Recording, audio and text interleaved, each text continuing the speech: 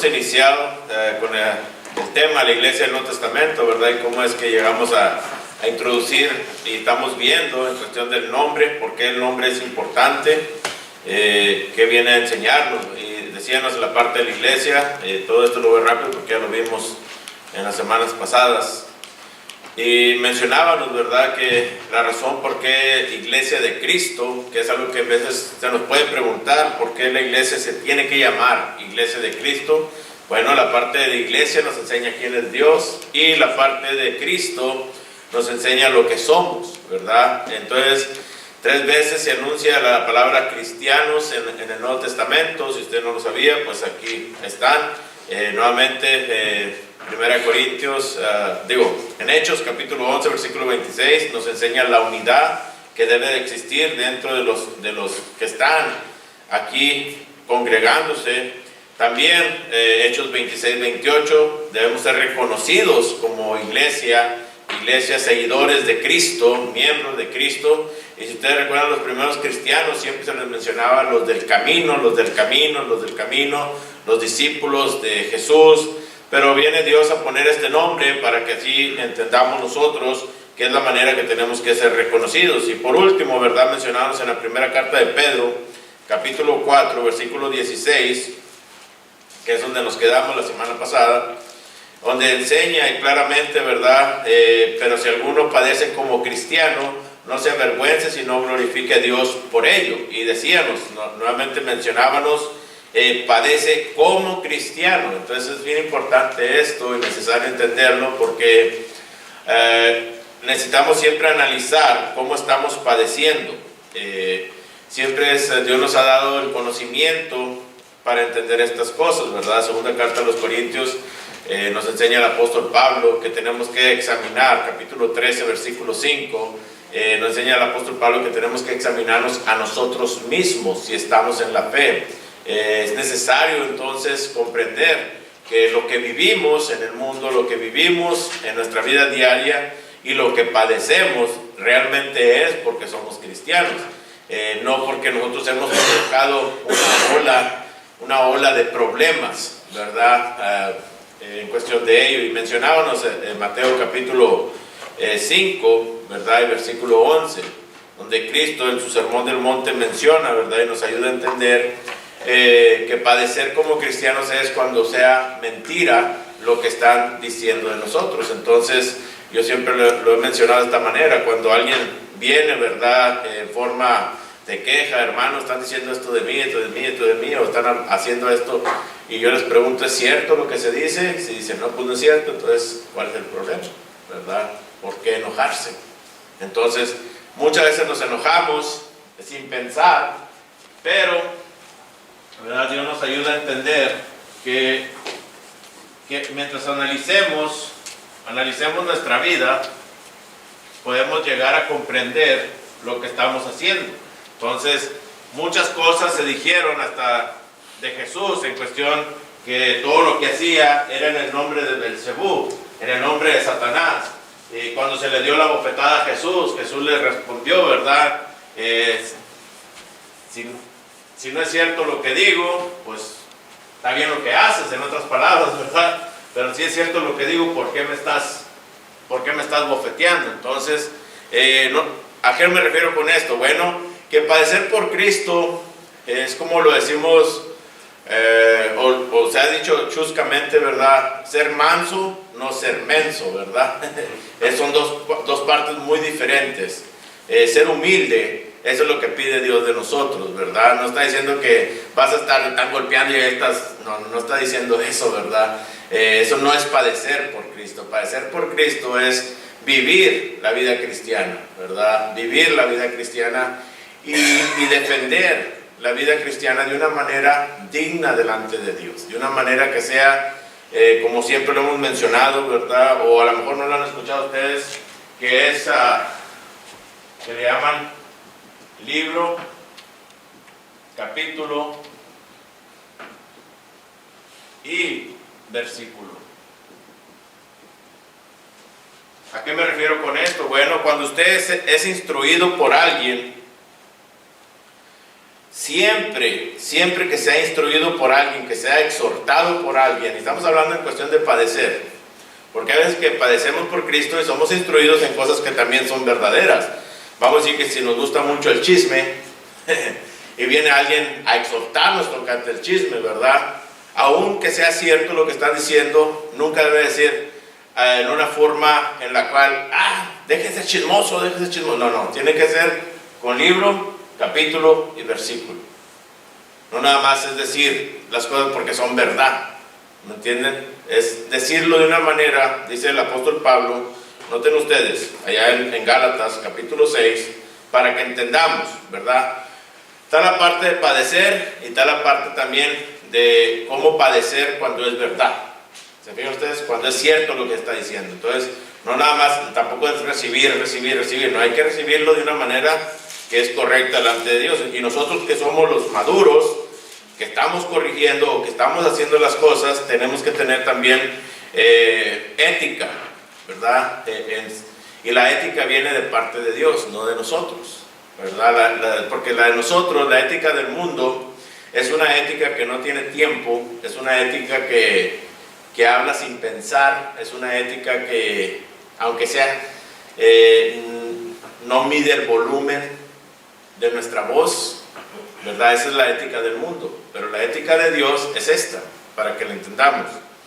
Dice, hermanos, si alguno fuere sorprendido en alguna falta, vosotros, aquí está la parte para nosotros, vosotros que sois espirituales, ¿qué tenemos que hacer? Dice, restaurarle con espíritu de ¿qué? De mansedumbre. ¿Se notan ustedes esto? No está diciendo con esto que usted va a ir, hermanito, necesita usted entender. No, eso no está. Muchas veces malentendemos lo que está diciendo. No está diciendo que tampoco vas a ir exagerando. Hermano, tienes que entender. No, tienes que hablar de una manera con mansedumbre. ¿A qué se refiere con mansedumbre? Ahí lo voy a explicar. Noten ustedes lo que está refiriéndose con mansedumbre. Dice, considerándote a ti mismo, no sea que tú también seas, ¿qué? Sentado. En otras palabras, ¿cuál es vamos a decir, la regla de oro que Dios nos ha dejado? ¿Cuál es? Silence. ¿Mande? Silencio.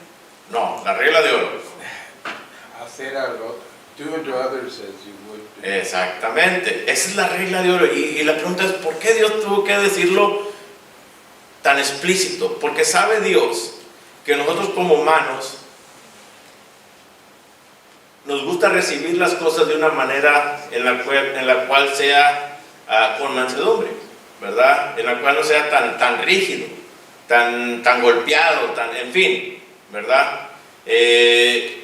Ahora, no porque a mí me gusta que me digan las cosas, nuevamente, directas, quiere decir que yo les voy a decir directas a los demás, ¿sí me entienden? ¿A qué se está refiriendo entonces? Se está refiriendo entonces que tengo que considerar cómo voy a tomar yo las cosas si yo fuera la persona que estoy siendo instruido. Eso es lo que tengo que considerar, ¿verdad? Eso es la forma. Que primero, antes de ir a instruir a un hermano, yo tengo que analizar todos los ángulos espirituales. ¿Se ven ustedes? Y ahí es donde entra el libro, capítulo y versículo. Tengo que instruir todos los ángulos para entender esto. Para que cuando usted vaya a la persona, esta es la palabra clave que usted debe de tener cuando instruye a su pareja, cuando instruye a sus hijos, cuando instruye a sus padres, cuando instruye a sus familiares, cuando instruye a los hermanos en la congregación. Esta es la palabra clave. La palabra clave, la ética de Dios. Vamos a decirlo así. Es siempre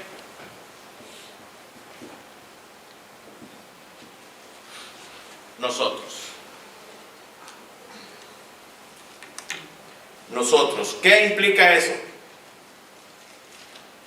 A ver, ¿qué implica cuando usted dice nosotros? Incluyéndose y no contando dedos. Exactamente. Cuando la instrucción es en unidad. Aunque tú no seas el mentiroso, de verdad, aunque tú no seas el que hiciste el problema, Aún así tienes que decir, mira, Dios nos dice que los mentirosos no, ¿qué? Entonces, tanto tú como yo tenemos que cuidar nuestra alma, ¿se fijan ustedes? De decir mentiras. Porque como humanos, automáticamente somos mentirosos. Es interesante, ¿verdad? Entonces, la persona que escucha estas cosas, por más enojado que esté, va a razonar en lo que usted le está diciendo. Pero cuando usted llega y le dice, hey, necesitas dejar de ser mentiroso, mentirosa, está mal, te vas a ir al infierno. ¿Está mal lo que está diciendo? No, no está mal. Pero éticamente, no, de acuerdo a Dios, no es correcto.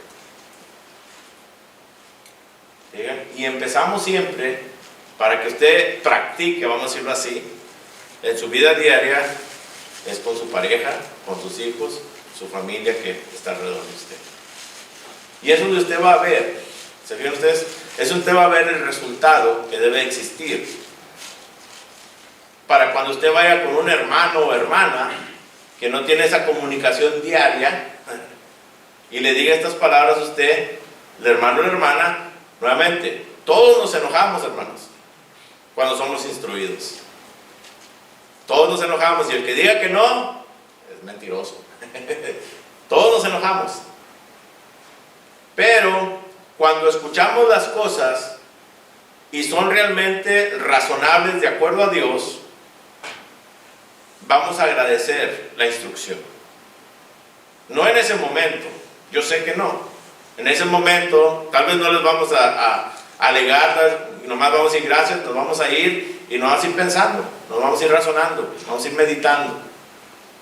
Y créanme, cuando es con libro, capítulo y versículo, no hay forma que la persona que está recibiendo la instrucción diga, qué hermano tan metiche. ¿En serio? No va a haber forma, porque no es el hermano. Te vas a dar cuenta que no es el hermano, es Dios que está instruyéndote a través de un hermano.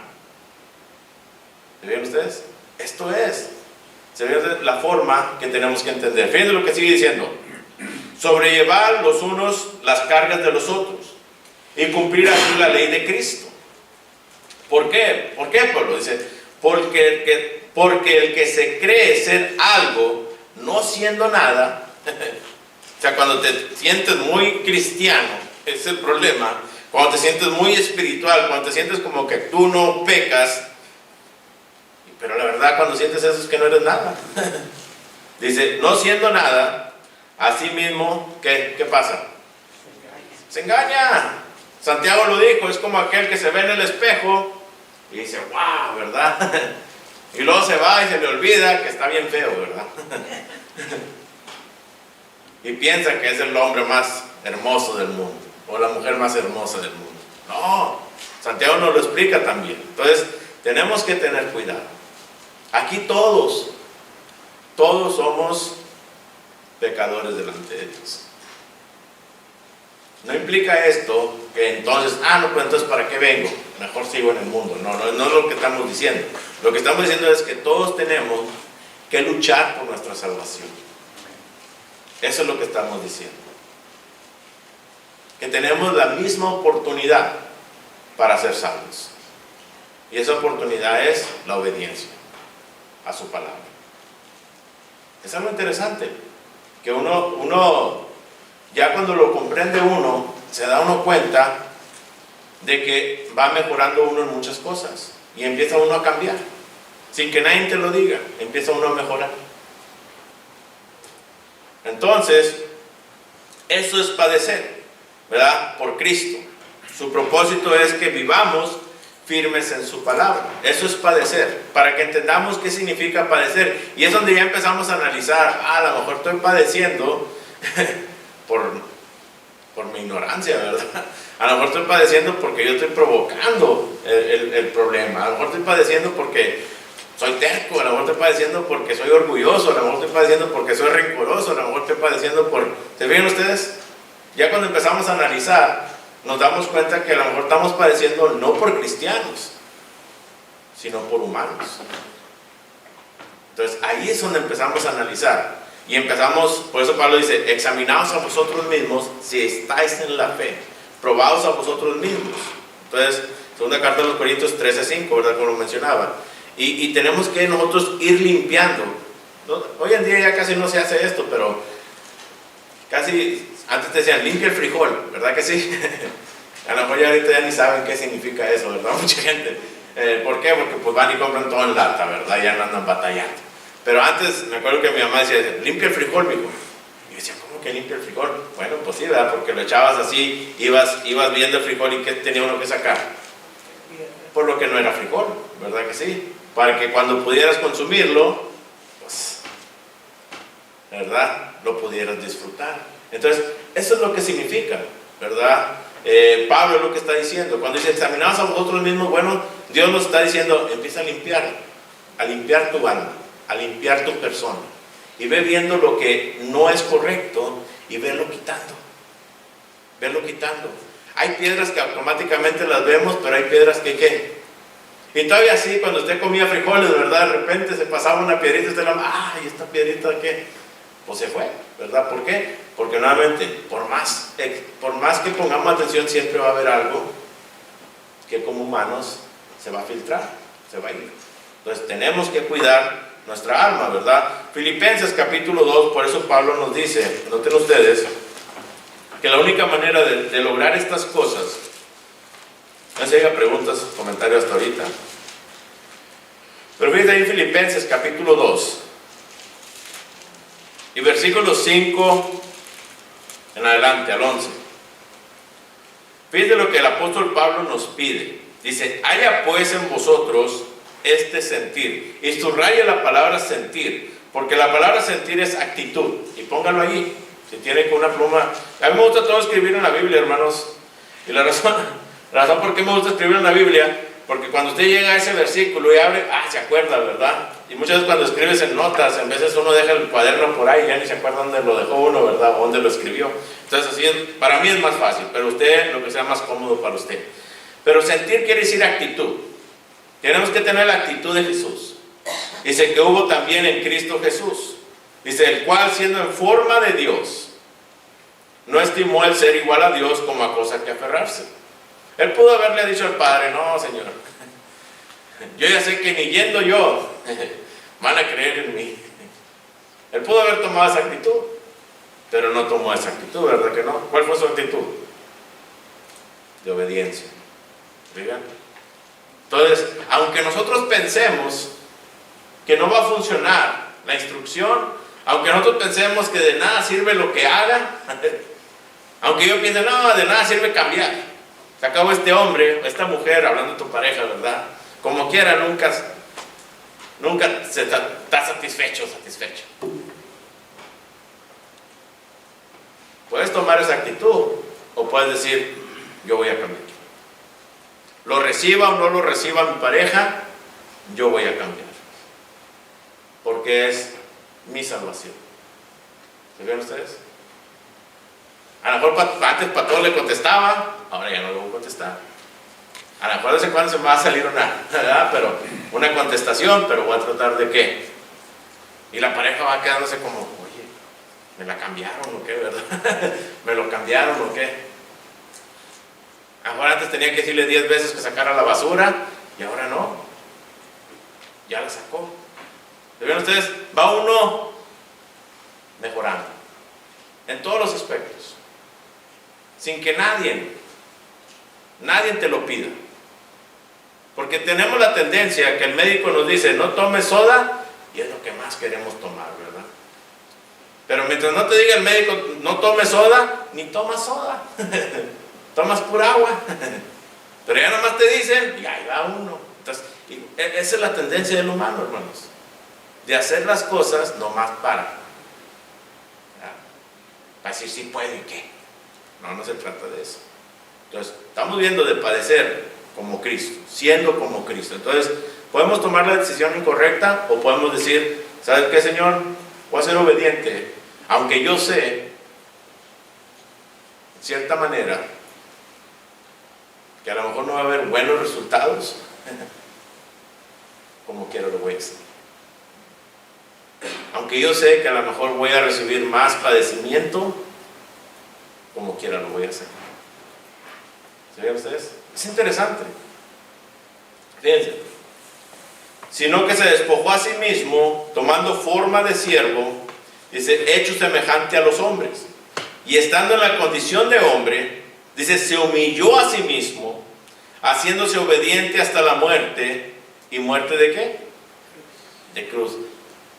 Muchas veces, no sé si ha puesto a pensarse usted, ¿cuál sería la muerte más fea que usted pudiera tener? Muchos dicen ahogado, ¿verdad? Dicen, no, ahogado es una forma terrible de morir. Otros dicen en el fuego, ¿verdad? No, ser quemado es, ¿verdad? Todos queríamos morir ¿cómo?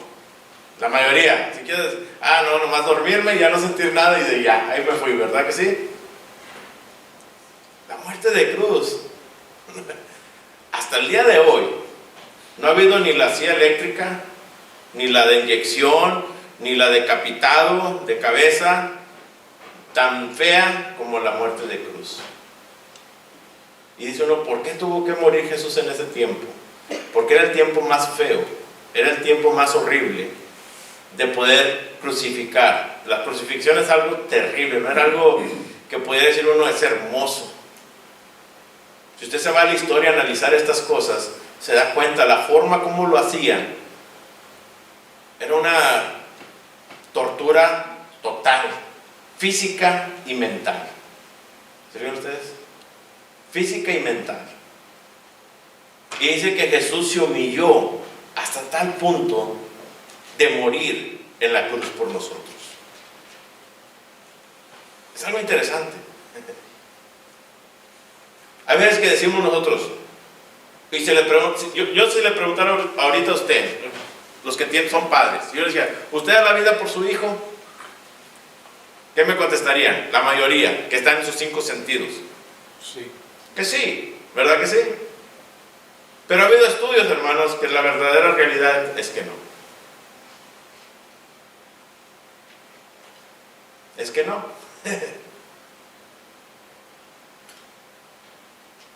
Porque el humano no está hecho para dar la vida por nadie. Es interesante. Y Dios, es algo interesante que Dios no te pide que des la vida por tu hijo, porque Él ya envió a su hijo para eso. Dios no te quiere muerto, Dios te quiere vivo. Dios quiere que vivas eternamente para tus hijos. Es interesante, ¿verdad? La diferencia de las cosas. Nuestros hijos tienen que ver que realmente estamos viviendo la vida que Cristo vivió. Ni más ni menos. Simplemente vivir la vida que Cristo vivió. Fíjense ustedes. Por lo cual Dios también lo exaltó hasta lo sumo y le dio un nombre que es sobre todo nombre, para que en el nombre de Jesús se doble toda rodilla de los que están en los cielos y en la tierra y debajo de la tierra, y toda lengua confiese que Jesucristo es el Señor, para gloria de Dios Padre. Entonces, lo que nos está diciendo Dios es esto: la recompensa no es aquí en la tierra. ¿Nunca han escuchado ustedes la frase que le dicen, estás pagando lo que tú hiciste de joven? ¿Nunca han escuchado esa frase? Especialmente cuando te salen los hijos tremendos, ¿verdad? Ahí está, algo estás pagando, la verdad que sí. Siempre tenemos esa costumbre, especialmente entre los hispanos, no sé entre los anglos, pero entre los hispanos tenemos esa mentalidad. Pues no es cierto. Esa mentalidad errónea. Porque hay padres que son criminales, hay padres que son alcohólicos, hay padres que son drogaditos, y sus hijos crecen para ser buenos ciudadanos.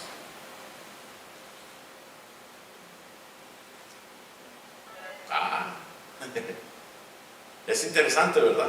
Por eso les digo que no es cierto. Bíblicamente no es cierto. La recompensa de todo lo que hagamos va a ser después de nuestra muerte. Sea buena o sea mala. nuestra decisión. De que hay consecuencias aquí en la tierra, sí, sí hay consecuencias, ¿verdad? Para eso existen las leyes terrenales. Mismo Dios lo dice en Romanos, para que no malentendamos, ¿verdad? Lo que Dios está diciendo. Romanos capítulo 13.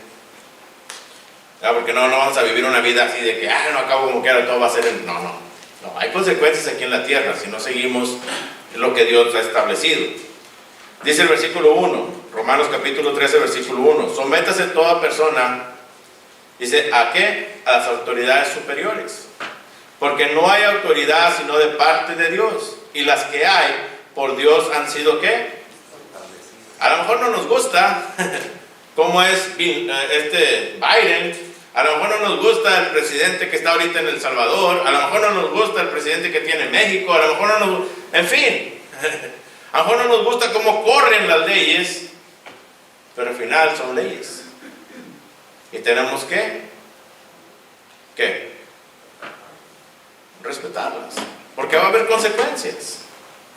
¿Se ven ustedes? Va a haber consecuencias. Entonces a eso nos estamos refiriendo. Entonces que tenemos que vivir una vida, nuevamente, padecer como cristiano no significa que vas a hacer lo que tú quieras. Significa que vas a vivir una vida ¿qué? Con rectitud, con obediencia, con amor. Eso es lo que significa padecer como cristiano. Entonces hay que vivir de esa manera. Por eso si usted nota ahí en Filipenses capítulo 4, versículo 12, si les gusta leerlo. Sabemos el 13, pero quiero que lean el 12. Fíjense lo que el apóstol Pablo dice. Sé vivir humildemente y sé tener abundancia en todo y por todo. Estoy enseñando así para estar saciado como para tener hambre, así para tener abundancia como para descender necesidad, para padecer necesidad. ¿Qué es lo que está diciendo el apóstol Pablo con esto?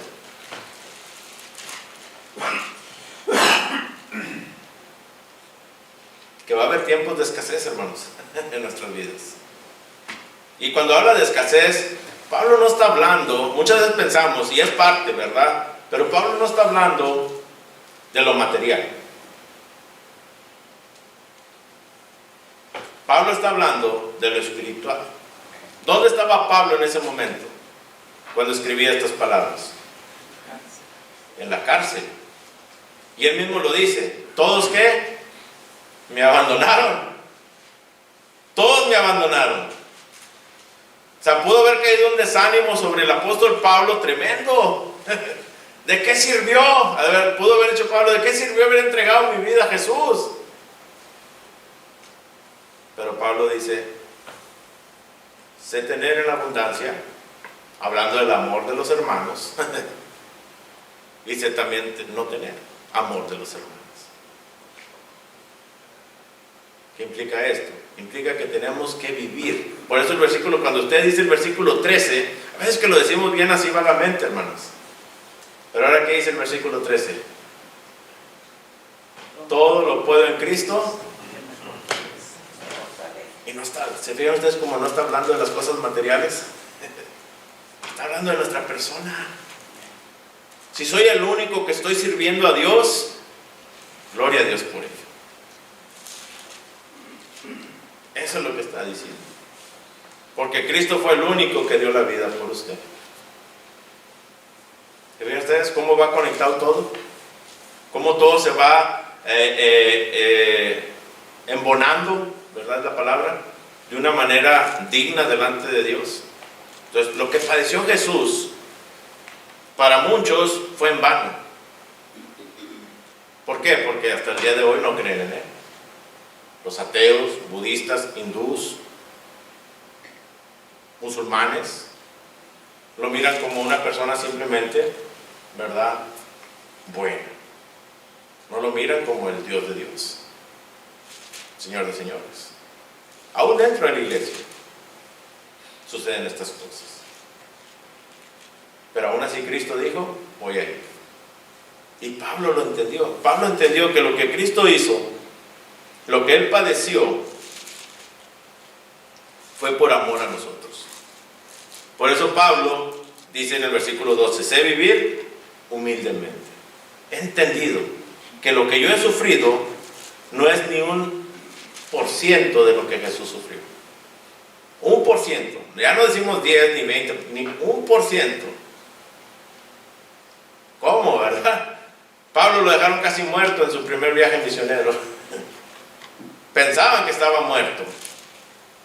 Y pudo Pablo seguir su camino, pero en lugar de seguir su camino, ¿qué hizo? Regresó a predicar ahí, ¿verdad? Eso es lo que dice, se no tener buen recibimiento. Pablo les dijo allá en Gálatas, de hecho, me he hecho vuestro enemigo por deciros la verdad. También se hizo de muchos enemigos por hablar lo correcto delante de Dios. Nuevamente, eso es padecer. Porque a veces vemos la palabra padecer y la vemos muy abierta, ¿verdad? La palabra. Pero ya cuando empezamos a analizar realmente qué es padecer, decimos nosotros, wow, ¿verdad? No. A lo mejor lo que yo estoy viviendo ahorita realmente no es nada, ¿verdad? Para lo que vivió el apóstol Pablo. A mí no me han encarcelado por predicar. A mí no me han golpeado por hablar de Dios. A mí no me han corrido, ¿verdad?, de ningún lugar por estar lejos de las cosas del mundo. Pero estamos lejos, hermanos, amigos. Tenemos que entender entonces qué es padecer. Entonces, eso es lo que nos lleva, ¿verdad? En 2 Timoteo capítulo 3, noten ustedes. 2 Timoteo capítulo 3. Si alguien gusta leer el versículo 12.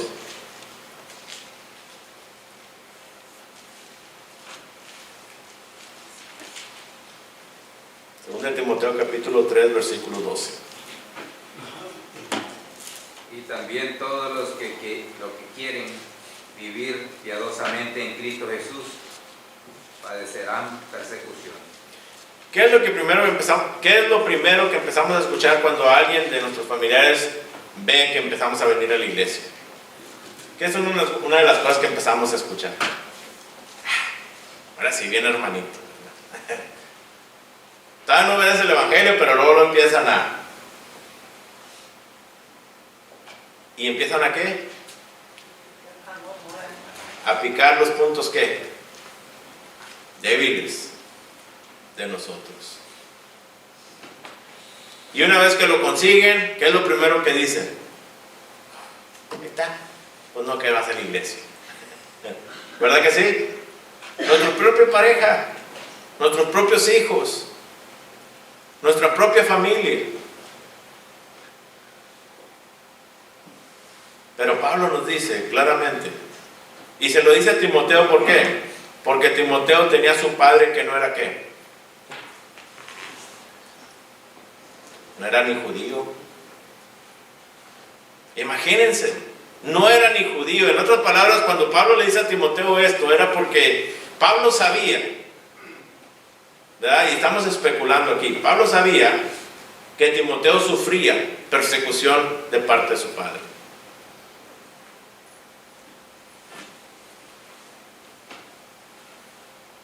Pero Pablo le da las fuerzas a Timoteo para que él entendiera que necesitaba vivir eso. Para que él entendiera lo que su mamá, lo que su abuela, porque también su abuela, su esposo no era judío. ¿Ven ustedes la cadenita? Es interesante, ¿verdad? Y aún así, Pablo le dice, esa fe que recibiste ¿de quién? De tu madre y tu abuela. Personas que realmente padecieron. Te dieron el ejemplo perfecto de lo que es padecer por Cristo. Ahí está la clave. Entonces, usted no es la primera persona que tiene una pareja que no es cristiana, ni la última. ¿Cuál es el consejo entonces de parte de Dios? Que siga adelante.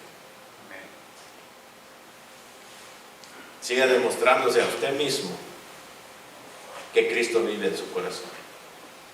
que lo que usted padece, lo padece por Cristo. Por eso Pablo nos recomienda, ¿verdad?, que no nos unáis con yugo, ¿qué?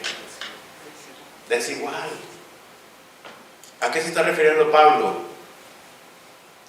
Que tenemos que ayudar a nuestra pareja, si no es miembro de la iglesia de Cristo, tenemos que ayudar a nuestra pareja, ¿qué? A venir a Cristo lo más pronto posible. No forzándolos. Cuando tu pareja te quiere dar de comer algo que cocinó por primera vez, te dice, mira, prueba esto que cociné, es esto, y empiezan a ponerlo de una manera bien que Delicioso. bien sabrosa, bien deliciosa, ¿verdad? Que uno empieza como a hacérsele agua a la boca y dice, ok, déjame lo pruebo, ¿verdad?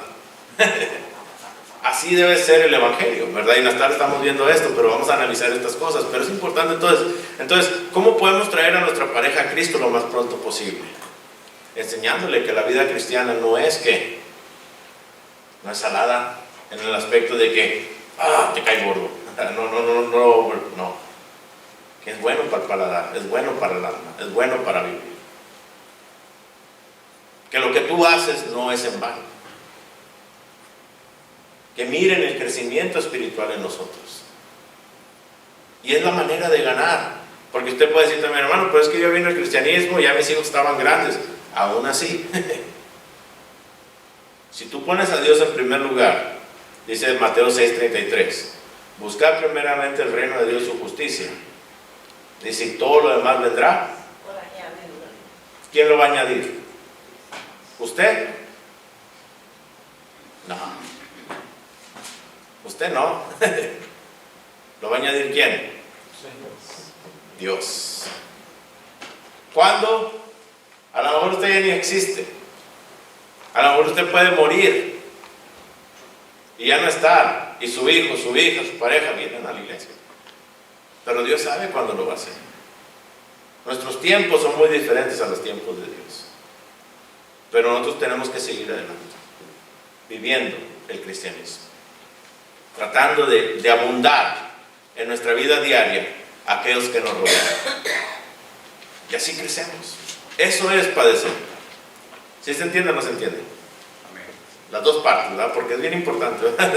Es bien necesario, ¿verdad? Entonces, nuevamente, respetarse de una manera de acuerdo a Dios. Por eso siempre pongo el libro, capítulo y versículo. Siempre digo LCB, ¿verdad? Siempre es importante decirlo de esta manera e incluirse en cualquier petición que usted haga de parte de su hermano, su hermana, su pareja, de sus hijos, ¿verdad? Y siempre lo he dicho esto y lo voy a decir para que lo entendamos. Si yo le preguntara a su hijo o a su hija quién manda en su casa, ¿qué me contestaría? Y hay muchos hermanos que hacen nada. Mi mamá, ¿verdad? Otros dirían mi papá. Pero la respuesta correcta debe ser siempre Cristo. ¿Quién manda en su hogar? Cristo. Esa es la respuesta que tenemos que penetrar en la mente de nosotros.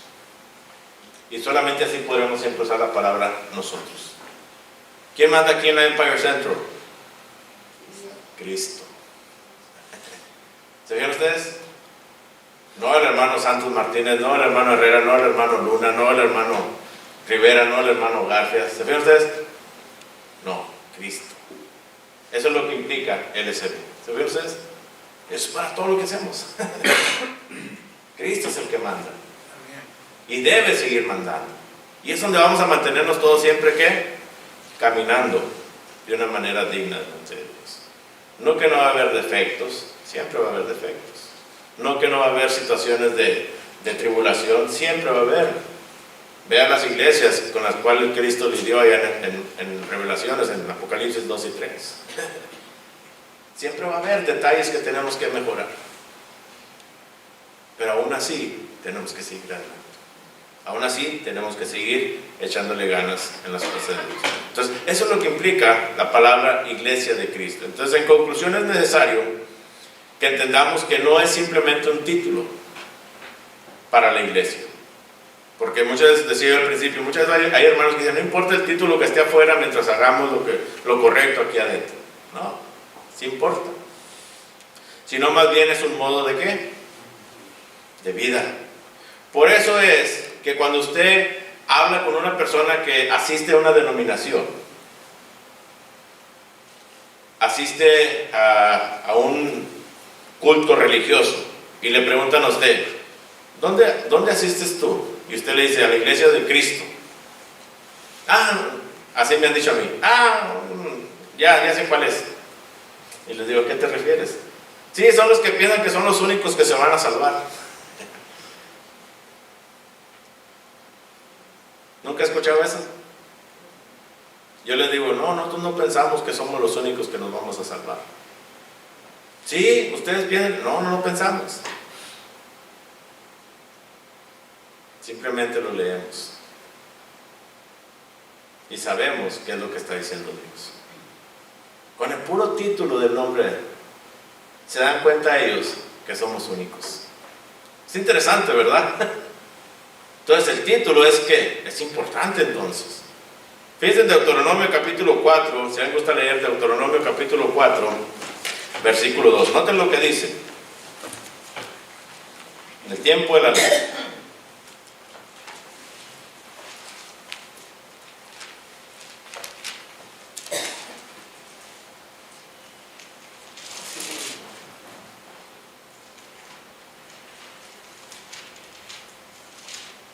No añadís a la palabra que yo os mando, ni disminaréis de ella. Disminaréis de ella, para que guardéis los mandamientos de Jehová nuestro Dios, que yo os ordeno. Esta ya era la segunda generación que había salido de Egipto. Dios le había dado una orden a los que salieron de Egipto y les había dado la orden más específica y más bonita, ¿verdad? ¿De qué? De hablar de lo que había sucedido en sus vidas. Que es lo mismo que nos pide a nosotros, ¿verdad? Nos ha sacado de Egipto, viene representa ¿qué? El mundo, el pecado. Entonces Dios nos pide lo mismo, que hablemos de cómo Él nos sacó del mundo, del pecado. Pero ¿qué sucede? No lo hacen. Crece esta generación y Josué tuvo que lidiar con ellos, ¿verdad que sí? Por eso en Josué capítulo 24 Él les dice, necesitan decidir. Necesitan que decidir, porque Moisés ya lo había dicho aquí, a la segunda generación. Necesitan entender ustedes, no ser tercos como sus padres. En otras palabras, sí, a lo mejor nuestros padres no entendieron toda la escritura, no por eso yo voy a seguir siendo ignorante, no, tengo que entender yo ahora. A lo mejor mis padres no conocieron la iglesia verdadera por no querer poner atención. Bueno, ahora yo voy a poner atención para conocer la iglesia verdadera. Yo voy a aceptar lo que Dios dice. ¿Por qué? Porque está escrito. Entonces, ¿qué tengo que hacer yo? No le puedo añadir ni le puedo quitar el título. Entonces, si usted dice, no importa el título que le pongas allá afuera, si pones Iglesia de Cristo, siempre preparados. ¿No han escuchado ese título?